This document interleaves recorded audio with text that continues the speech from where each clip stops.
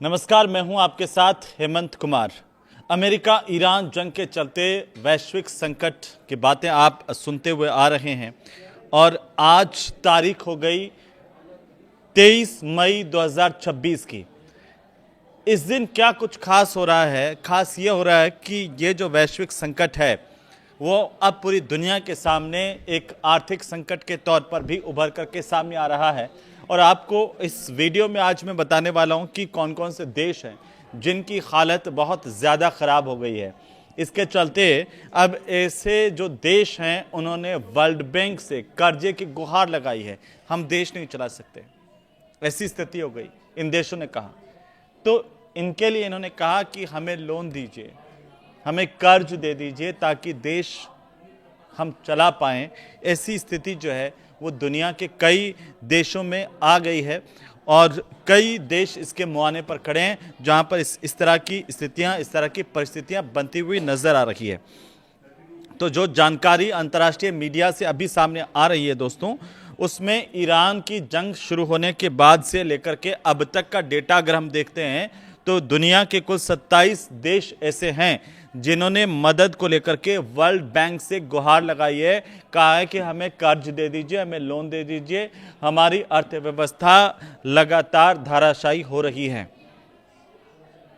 और media report से कह रही हैं कि वर्ल्ड बैंक के एक आंतरिक जो दस्तावेज है उसमें इस बात का खुलासा हुआ है कि दुनिया के 27 देशों ने वर्ल्ड बैंक से ये गुहार लगाई है कि उन्हें बुरी आर्थिक स्थिति के चलते लोन की दरकार है।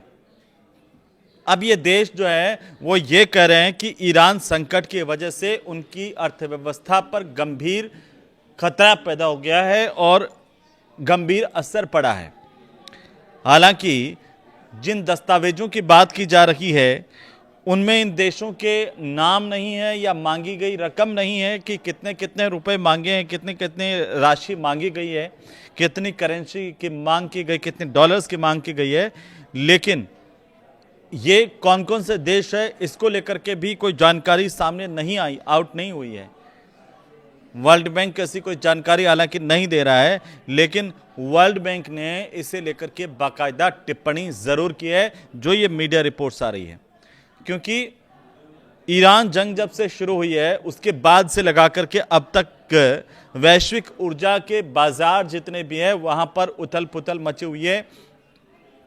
तेल की किल्लत की खबरें, तेल के दामों में बढ़ोतरी, ये आप लगातार देख रहे हैं, सुन रहे हैं, महसूस कर रहे हैं।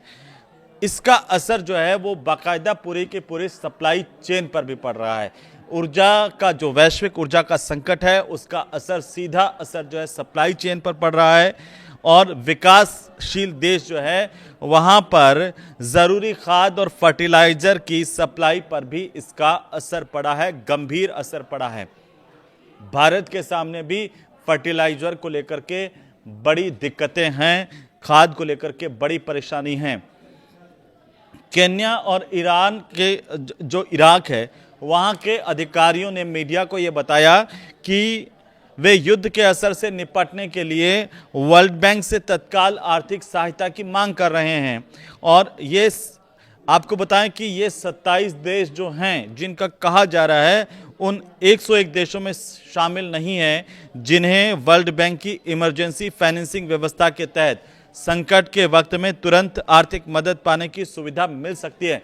दुनिया के 101 देश ऐसे हैं दोस्तों जो जब भी कोई उनके इमरजेंसी क्राइसिस होता है तो वे तुरंत मदद के हकदार है, तुरंत वर्ल्ड बैंक को बोलते हैं, तुरंत वहां से उन्हें पैसा मिल जाता है। लेकिन ये जो 27 देश हैं जिन्होंने कहा कि हमें आर्थिक हालत सुधारने के लिए, देश चलाने के लिए पैसों की ज़रूरत है, जो है करेंसी की ज़रूरत है, वो दीजिए, ये उन 101 देशों में नहीं है। इसलिए इनके सामने ये परेशानी है कि तुरंत इनको पैसा नहीं मिल सकता है, तुरंत इनको आर्थिक सहायता नहीं मिल सकती है।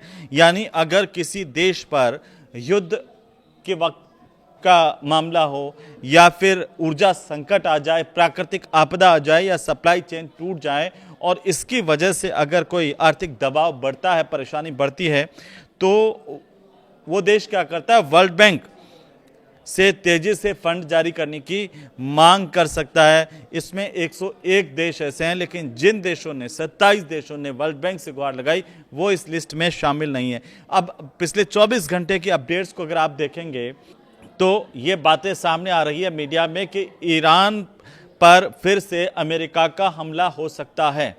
ये अभी अब जानकारी आ रही है। पिछले 24 घंटे के 5 बड़े अपडेट मैं आपको बताऊंगा, क्योंकि ट्रंप अपने वीकेंड गोल्फ कार्यक्रम को रद्द कर चुके हैं और अचानक व्हाइट हाउस लौट आए हैं। इसकी वजह से चर्चाएं इस बात को लेकर के तेजी से हो रही हैं कि अमेरिका ईरान के बीच में तनाव जो है वो बढ़ता हुआ नजर आ रहा है। अमेरिका ईरान पर एक बड़ा हमला प्लानिंग कर रहा है या जल्द कर सकता है। दूसरी जो सबसे बड़ी अपडेट आई है कि ईयू ने नए प्रतिबंध लगाने की तैयारी कर ली है और यूरोपियन यूनियन अब हॉर्मुज स्ट्रेट को बंद कराने के आरोप में ईरानी अधिकारी और वहां की ईरान की जितनी संस्थाएं हैं उन पर नए तरीके से प्रतिबंध लगाने की सोच रहा है।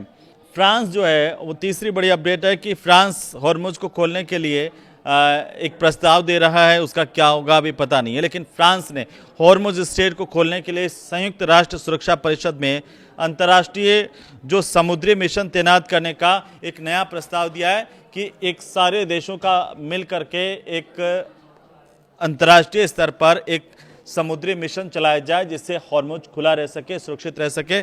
इसे लेकर के फ्रांस ने ये जो प्रस्ताव है वो संयुक्त राष्ट्र संघ में रखा है।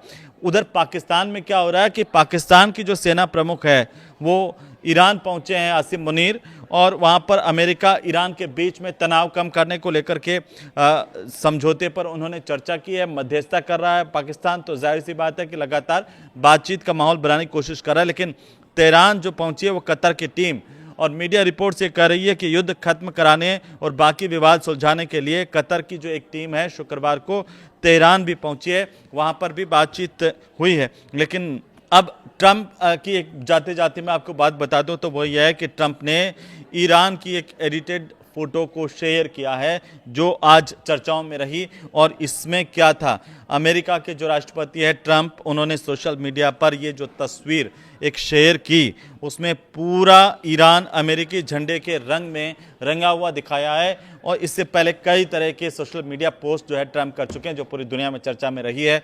तो ये जो ईरान का झंडा उन्होंने अमेरिका की स्टाइल में पूरा रंग के दिखाया है और सोशल मीडिया पर शेयर किया है, इसको लेकर के कई तरह की चर्चाएं हो रही है। ये वीडियो आपको कैसा लगा हमें ज़रूर बताइए, और क्या आपको लगता है कि इन 27 देशों की जैसी स्थिति दुनिया के कई और देशों के भी होने वाली है? आर्थिक संकट गहरा सकता है, हालात भुखमरी और गरीबी के आ सकते हैं। ये एक तरह से हम कहें कि वार्निंग साइन है इस वक्त। क्या आप इसे कैसे देख रहे हैं, हमें ज़रूर कमेंट करके आप बताइए। नमस्कार।